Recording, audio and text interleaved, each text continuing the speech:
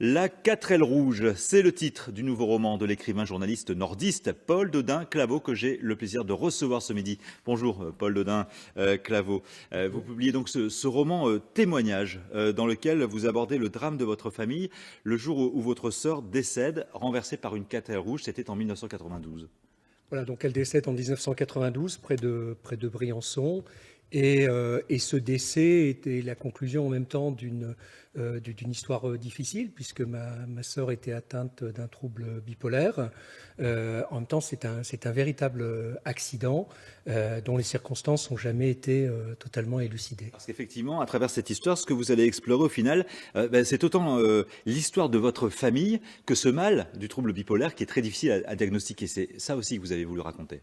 Alors, l'histoire de ma famille, oui et non, parce qu'en fait, c'est d'abord Marie-Claire, hein, ma sœur, qui est au centre de l'histoire, et c'est vraiment à elle que j'ai voulu rendre hommage, la faire revivre en la racontant dans ce roman et au présent, justement, pour pouvoir mieux la faire revivre encore. Alors, vous remontez le fil de ce drame à l'aide d'une très riche documentation, de films personnels, des lettres, même le rapport de police de l'accident. Est-ce que ça a été une épreuve pour vous de revivre ce dramatique épisode de votre vie à travers cette écriture ?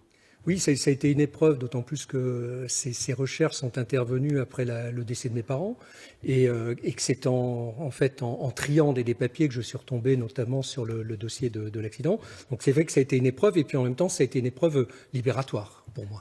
Parce qu'en même temps, c'est une introspection, une exploration de ce drame tellement intime.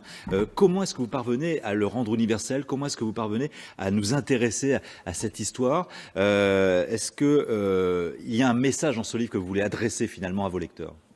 Oui, si un message adressé, ce serait faites toujours attention à ceux qui sont à côté de vous et essayez de mieux les comprendre, essayez de les aimer, même si le trouble bipolaire n'est pas un trouble qui se soigne par l'amour, hein, ça se soigne aussi très sérieusement par des médicaments et je pense qu'on a fait beaucoup de progrès depuis, hein, puisqu'à l'époque c'était mal diagnostiqué, d'abord ça s'appelait pas comme ça s'appelait la psychose maniaco-dépressive qui était un terme qui faisait un peu peur et c'est comme ça qu'on a choisi ensuite de l'appeler trouble bipolaire. Comment vous vous rendez compte que votre sœur ne va pas bien à l'époque? Parce que dans ses courriers, souvent dans ses lettres qu'elle partage, parce qu'elle est souvent à l'étranger, avec sa famille, elle dit que tout va bien. Et vous vous rendez compte parfois, et puis son état de santé se dégrade. Et comment est-ce qu'on peut s'alerter du mal-être que peut vivre un proche? Alors, moi, je me rends compte pour la première fois, je crois que c'était lorsque j'ai l'âge de 17 ans, hein, puisque j'assiste au fait qu'elle fond en larmes après une soirée, et je m'aperçois, parce que je suis seul avec elle, qu'effectivement, il y a quelque chose qui ne va pas. Il y a ces lettres qui devraient nous alerter, mais qui ne nous alertent pas suffisamment. Et aussi, je vis dans un contexte familial, un peu catho, hein, entre guillemets, où la maladie mentale s'accompagne parfois d'un peu de culpabilité, c'est-à-dire celui qui est malade, c'est celui qui n'est pas bien, en fait, il devrait être mieux, c'est à lui de se prendre en main.